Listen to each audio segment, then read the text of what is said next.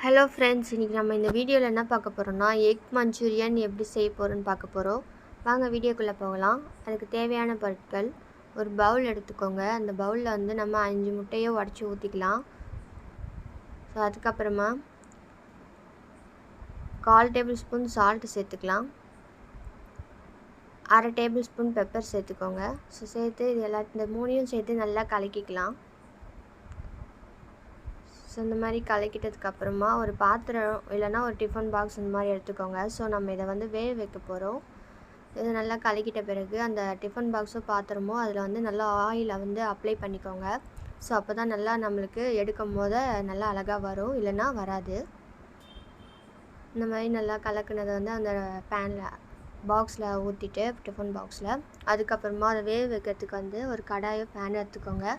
வேக வைக்கிற அளவுக்கு நம்ம தண்ணி சேர்த்து நல்லா கொதிக்க வச்சதுக்கப்புறமா அந்த மூடி வச்ச இது சேர்த்துக்கலாம். சேர்த்து அதுக்கு மேலேயும் ஒரு பாத்திரம் மாதிரி மூடி வச்சுக்கோங்க. ஒரு 1/4 மணி நேரம்லேருந்து 15 மினிட்ஸ்லேருந்து 20 மினிட்ஸ் வரையும் வேக வச்சு எடுத்துக்கோங்க. அப்போ தான் நல்லா கரெக்டாக வரும்.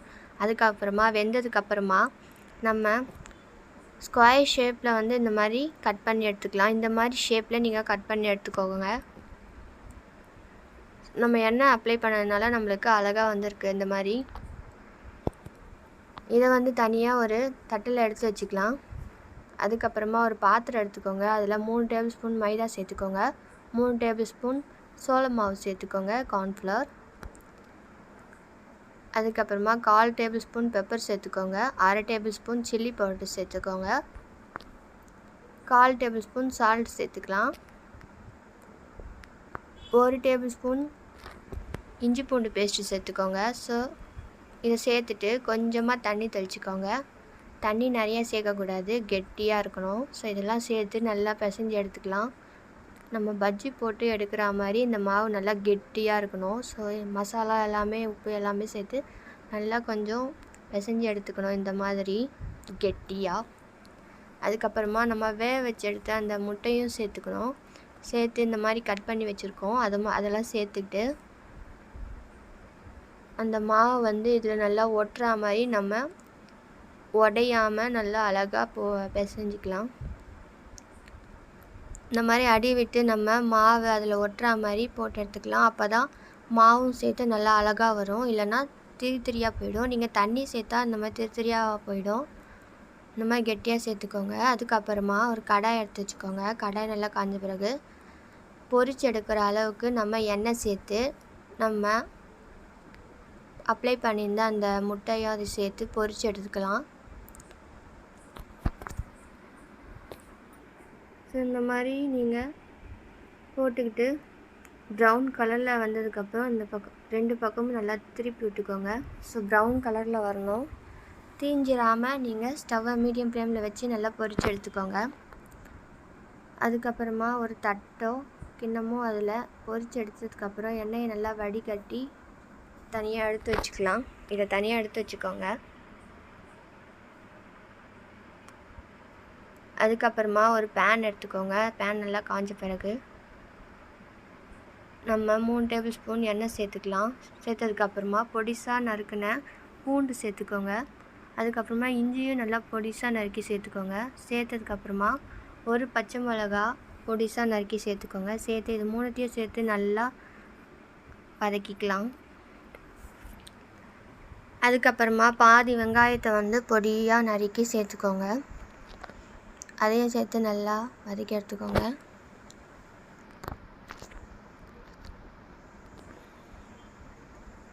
இந்த மாதிரி நல்லா வதக்கினதுக்கப்புறமா குடமிளகா வந்து நம்ம பாதி தான் சேர்க்க போகிறோம். அதையும் வந்து நம்ம பொடிசாக கட் பண்ணி சேர்த்துக்கலாம். அதையும் சேர்த்து நல்லா வதக்கி எடுத்துக்கோங்க.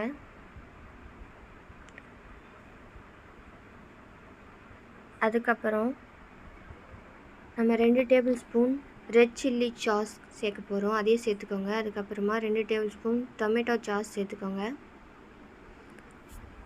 இதையும் சேர்த்து நல்லா மிக்ஸ் பண்ணிக்கோங்க. நல்லா வதக்கி விட்டுருங்க. உங்களுக்கு வேணும்னா நீங்கள் 1 டேபிள் ஸ்பூன் சோயா சாஸ் கூட சேர்த்துக்கலாம். இல்லைன்னா நீங்கள் ஸ்கிப் பண்ணிவிடுங்க.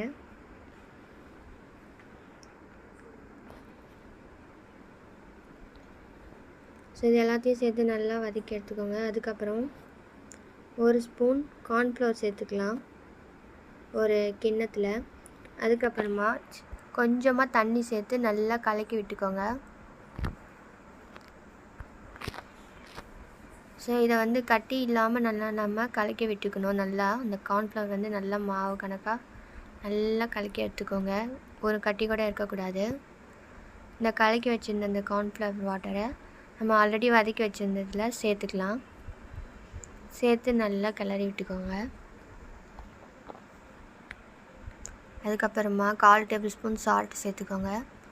இதையும் சேர்த்து நல்லா கலக்கி விட்டு அது நல்லா கொதித்து வந்ததுக்கப்புறம் ஓரளவுக்கு நம்ம ஆல்ரெடி பொரித்து வச்சுருந்த அந்த எக்கையும் சேர்த்துக்கலாம். தனித்தனியாக கட் பண்ணி வச்சுக்கோங்க. பொரித்து வச்சுருந்த இந்த எக்கையும் சேர்த்து நல்லா கிளறி விட்டுக்கலாம்.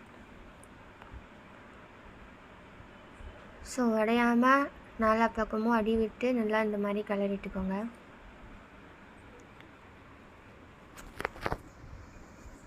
ஸ்டவ்வை மீடியம் ஃப்ளேம்லேயே வச்சு நல்லா கிளறி விட்டுட்டுருங்க. இந்த சாஸ் அந்த மசாலா எல்லாமே இதில் இறங்குற மாதிரி நல்லா அடி விட்டு கிளறிட்டுக்கோங்க. அவ்வளோதான் ஃப்ரெண்ட்ஸ், எக் மஞ்சூரியன் ரெடி ஆகிடுச்சு. நீங்களும் செஞ்சு பாருங்கள். இந்த வீடியோ பிடிச்சிருந்தா லைக் பண்ணுங்கள், ஷேர் பண்ணுங்கள், கமெண்ட் பண்ணுங்கள். மறக்காமல் சப்ஸ்கிரைப் பண்ணிவிடுங்க. தேங்க்யூ.